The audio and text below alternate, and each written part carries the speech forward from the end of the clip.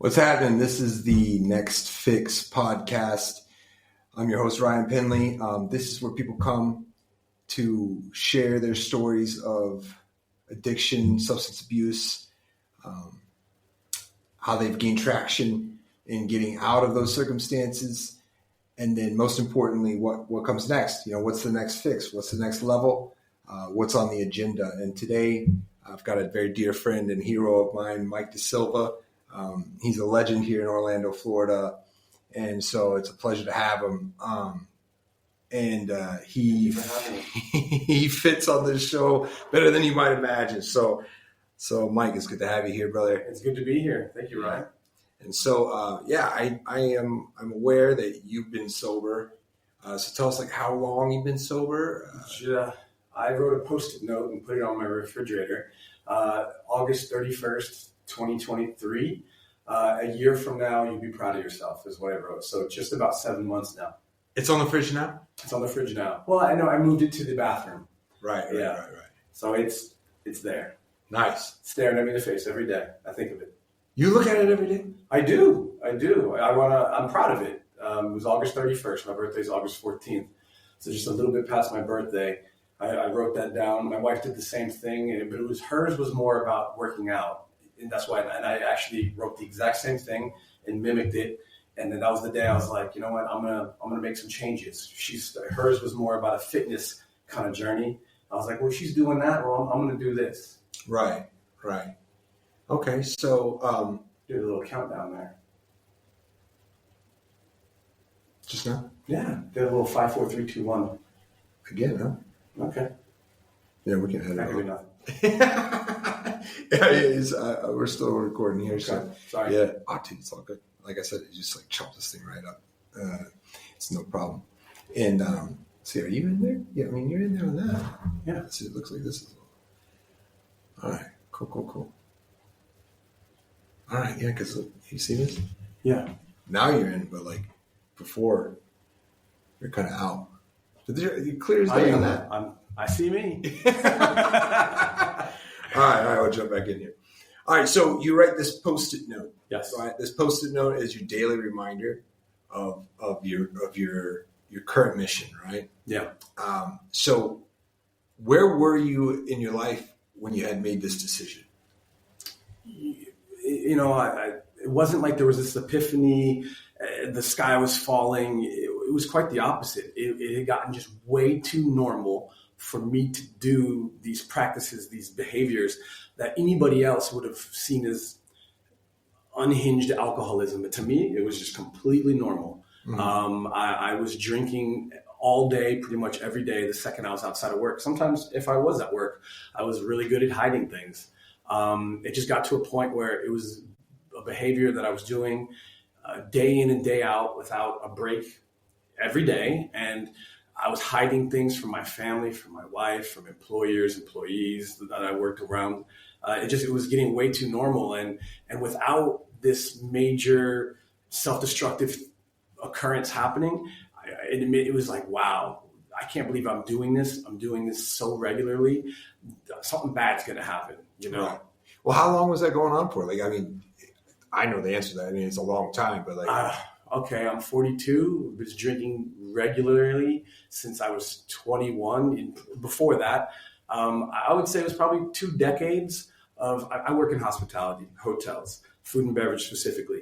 Since I was 16, since 18. So August 14th, the year 2000. That was the day I was legally able to sell alcohol. That was my first day serving tables on the floor. So I had alcohol at my fingertips every single day, 5-6 days of the week, sometimes more, nightly, since I was 18, since the year 2000. So for 24 years, I would say, let's just say 24 years, every day, day in and day out, working with alcohol. It was just a thing I did. I'm a server in restaurants, big ones, small ones, mom and pop restaurants, amusement parks, large, hotel companies. I've kept busy, so I've never not done it for any length of time. With alcohol at my fingertips, I'm a server, so to be loud and gregarious and to mix it up with strangers, not that I used alcohol as a crutch, but it was actually quite the opposite. It was just a thing that I was just really good at my job, and I could not, it didn't inhibit my ability to do my job. And it was just something that I started to abuse. It was something that started out as fun, but then it became just a thing that was, I just really enjoyed it. It was like free. I was taking advantage, and I was just doing it a lot every single day. So you had said your words just now. It started to get out of control. So that to me, it implies that there's some moment, and I'm well aware how hard it is to really nail it down. But is there like a period of time? I mean, obviously you drew a line in the sand with your sober date. Yeah. But before that, was there a time when you were limping along that you thought like, okay, this is not ideal? I think, I'm married now. I have 3 kids, one of which just turned 13. Before it was just being young and reckless and being a party animal and partying so much that I didn't even wait to get out of work. I'd party while at work. I partied before work. Sunday fun days. I used to go to work completely drunk and almost sober up at work a little bit before I started hitting it again at work. But I think that aha moment was like, whoa, you're married, you've got 3 kids, I'm a business owner, I've got a lot to lose here. That's what really was like, I need to stop, because people like me only have one speed. I either do things or I don't do things. And if I do things, I do them all day is what I mean. This is me, and I can kind of hide things really well. I'm a little bit of a chameleon in that sense.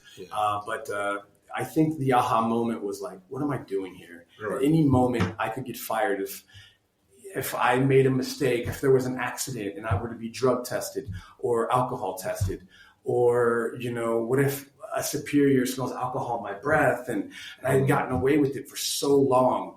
And then, because I had gotten away with it so long, things that were outlandish behaviors to other people was just normal to me. It was normal to go to working a double and leaving one job, going straight to a gas station, picking up tall boys of High Life. It's a high alcohol India Pale Ale.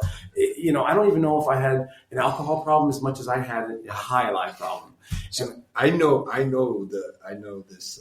I want you to outline for the audience, what you would do. You're riding dirty. Riding dirty. That's just the term for basically driving around in your vehicle, drinking alcohol. I didn't brown paper bag it. It got to a point where I was almost like believing that, who's the car next to me to know that this green can is anything other than an Arizona green tea? I almost did it with impunity. Like, I'm like, what? I was daring somebody to call me out, but nobody ever did, right? I didn't. I was drinking heavily, but not to the point where I was weaving in and out. I wasn't hitting things. I literally was drinking in between jobs and then picking it back up when I was at that job, because, again, I work in food and beverage. I was doing crazy things like going behind the bar at work to make a drink, and in one fell swoop making a drink, but also pocketing a beer, putting it in my pocket, going to a table, doing that task that I needed to do, but then acting like I needed to go to the bathroom, going to the bathroom, pounding a beer, and getting that bottle or can, just wrapping it in toilet paper, and then burying it in the bin, thinking, just literally covering my tracks. It was just weird behaviors that I did, and I did it well, and I just hit it, and it was bad. I call it like mental gymnastics. So your mind will say, "You totally got this. Like, this is no big deal." And it's so far from normal behavior, especially in the workplace. Not proud. I talk about it a lot. Like, my where I had to start, or one of the areas of my life that like I would have vodka in my bag, and I was working in retail, and I would tell myself like, all right, it's 12:30. I'm not touching that bottle until 12:45, 1 o'clock. And I failed.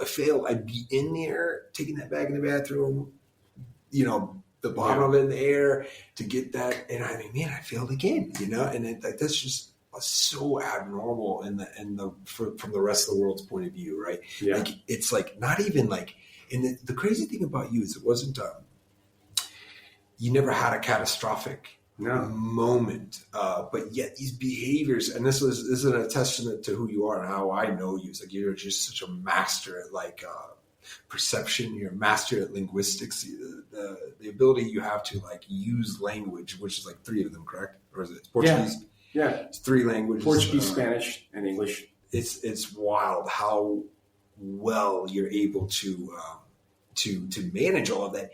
And by the way, these are all moments in your life when you are not clear-minded. You're under the influence, still mastering the languages. It's kind of, well, it kind of leads into the next thing I want to talk about, right? It's like, here's a person that I know for a fact has outstanding skill sets. There's no doubt that you have abilities that are above average in several different areas of life, right? So the idea is like, what comes next, right? So it's like Mike De Silva has now gained, will be on a year in August. And so you've got a few days, obviously, under your belt with sobriety. And so, like, I want to know, like, so what's on the horizon? Like, what do you have planned? So 7 months of abstaining from alcohol, I know that I'm not through the woods here. And I know that it's not, it is on the forefront of my mind. I think about it, just keeping clean and staying on the straight and narrow. But I want to get to the point where just as much as drinking every day was the norm, that my sobriety is the norm. I don't want to shield myself from doing the normal things that everybody else, quote unquote, the normal things. Like I still will, my wife and her girlfriends and their husbands respectively will go out to celebrate someone's birthday. I don't exclude myself from those situations because I still want to live my life. So I want to get to the point where just as much as drinking every single day was the norm, that not drinking every day and still being able to be present is the norm. So I still go out there and I mix it up. I try to have a little bit of a social life. I've gone on vacations with said couples and still trying to be that guy without being the sober guy, but just the guy who's doing something else and not being I try to still be the life of the party, whether I drink or not. And, so far I've had success. Do you feel a little bit weird? I feel like you feel like a little bit weird. I feel there's 2 sides. I feel a little weird. I feel like alcohol is the one thing. I think I said this today at work. It's the one thing that you have to make an excuse for not doing. Oh. It's the only drug out there that you literally have to explain to others why you're not doing it. Right. But I struggle, but I work hard to be the guy who's still there, mixing it up with you, having fun, celebrating that person's birthday. But the fact that I'm not drinking or I don't have a drink in my hand, it's not a weird thing. I'm not just the guy who's like, I'm only here because my wife made me come to celebrate his birthday. No, in fact, I can think of a lot of things I went out the other day and it was really cool. I had like 11 things that I thought was pretty cool about not drinking about that night, for one. Is there exactly 11? Well, at that time, I probably can't recall all of them, but there literally was like a bunch of things. I was like, well, first of all, I was telling them, I was like, see, if I drank right now, it was like this hip little downtown bar. And, I'm not the ugliest guy in the room, but I'm certainly not the most, handsome dude who's dressed to the T and the bartender like picks through people. What do you want? Literally, I was just hanging out and I was able to hang out. I didn't have to stand up and fight to go get a drink every time. And when we needed to leave, I didn't, sorry, the bartender's got my card. I can't leave. I wasn't going to the bathroom every 2 seconds because I've been drinking all these beers because that was my vice, really. I wasn't spending the money. I wasn't waking up hungover. I wasn't, there was just all these little things that if you drink, fine. Like, again, I don't judge people who drink. In fact, I tip my hat to people who can drink responsibly. Yeah. I know that that's not me, and I only have one speed, and it's full tilt. And that's not conducive to being a productive adult, not at my age, not with my... Well, check this out. First of all, tone down just a little bit. The natives will get restless. I was in here like ranting, and they're just like all staying at the window, like telling me to be quiet. Anyway, it's a library still, but I love when you get excited. So back to the matter at hand. I have this new like outlook, and I may have told you, I may have not told you. I'm not sure, but I believe wholeheartedly that the whole world is developed by addicts, and it's just like a crazy thing. You told me this story. I did tell you. Okay, so it's like I've been telling other people too. I'm like, look, man, like. Was Mother Teresa an addict? And I would say that there's a strong case to say yes. I mean, she's doing reckless behavior, putting yourself in danger, going without certain things in order to increase world peace. So just what? So she's relentless, just like you're relentless. When you get your teeth into something, you go at it like you're like a rabid badger. It's amazing, right? So, but what do? Do you try to now tame that rabid badger, or do you just sink your teeth into something useful? Yeah, you know what I mean? And so exactly. I think that it's a strong. The more I think about it, the more excited I get about it, because I think that's what I want to encourage the people that are listening here, the people that I talk to. And this all came after the book, right? I wrote the book, and it was like, okay, I got a hold of some success and sobriety. Now it's like, okay, I want to start encouraging people, don't bail on being an addict. Just get addicted to some really cool stuff, And so if you do that right, it just snowballs into something. And so, so to your point, I wouldn't say I'm quite there yet. I want to be, but all that vigor that I used to put into my drinking and mind you, I think one thing needs to be said.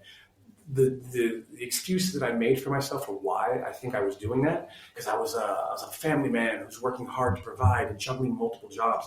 I convinced myself that I deserved it. You know what I mean? If I've got to work doubles, if I got to work 7 days a week, well, then by golly, I'm going to drink alcohol in between because, it's a benefit of mine, and I be pilfering at work, which of course is fireable offenses.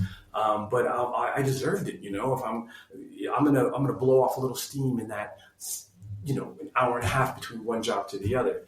But that's what I told myself. But what we were just talking about, I've now kind of tried to, replace the time and effort, because it is time to be an alcoholic. And it was a lot of time. It was a lot of making up fake excuses of why I need to get in the car and leave. And my wife was just like, where are you going? We're about to watch this family movie, or, don't we need to start cooking dinner? I mean, the kids are getting hungry, but I needed to go to the store.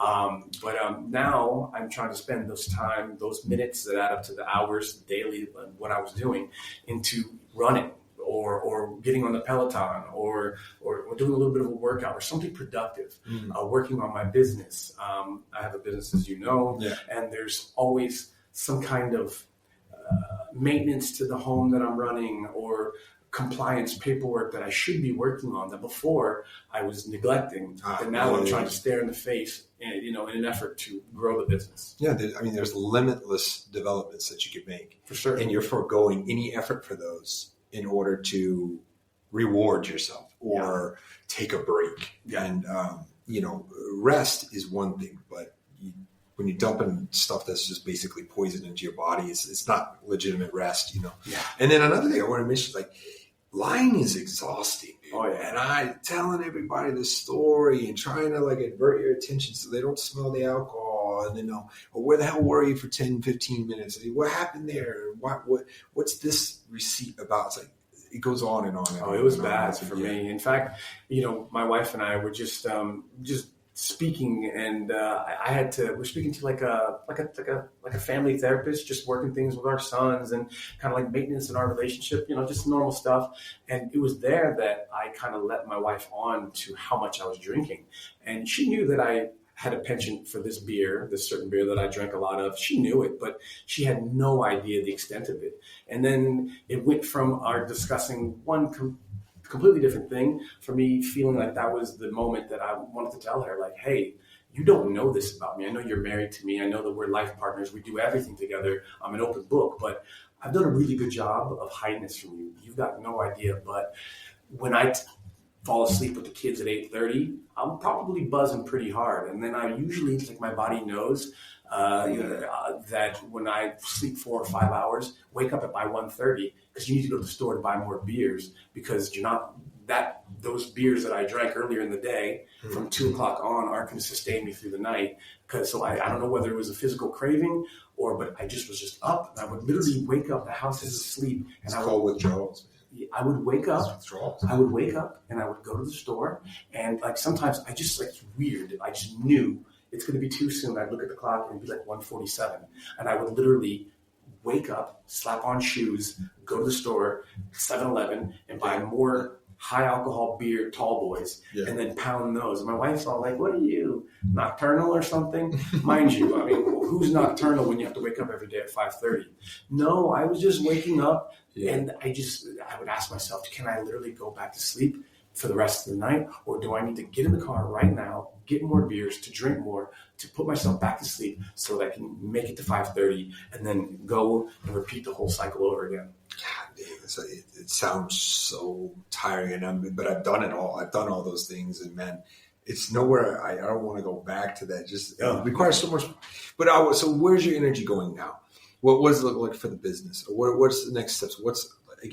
So give me one year goal. What are you aiming at? We're looking to grow our business.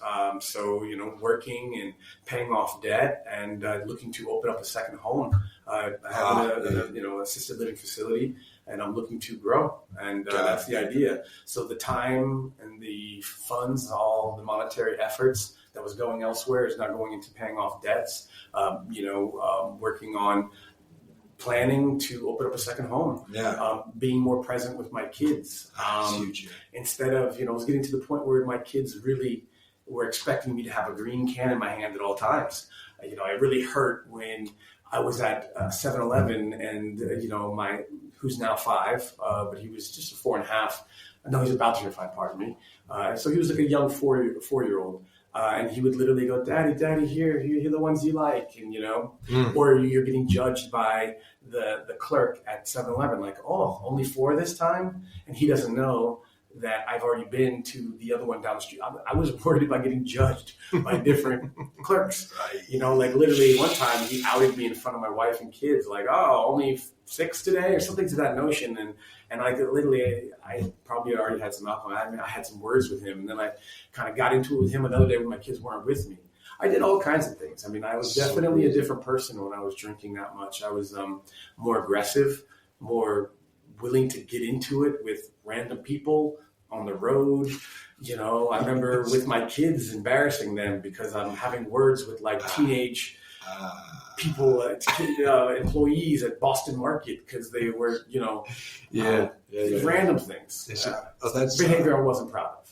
Dude, I mean, I could say that, but you look a hell of a lot better. And I've been lucky enough to see you to start in this journey, and I never doubted you, but I didn't quite. You kind of opened up more and more about how bad it was because you're such a master at deceiving people. Right? It was deceit. I mean, you could put some nice words behind it, like putting a cloak over the substance use. But dude, I'm super pumped about this.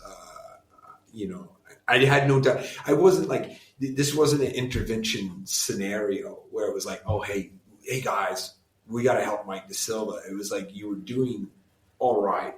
But now you're reaching a whole new level, and like that's what I'm about now in my life. It's like trying to reach that new level. So, man, I appreciate you come down here and talking to me. Of course, it's a beautiful tapestry. So thanks guys for listening. This is The Next Fix. I'm Ryan Penley. This is Mike De Silva, and I appreciate your time. Until next time. It was only 23 minutes.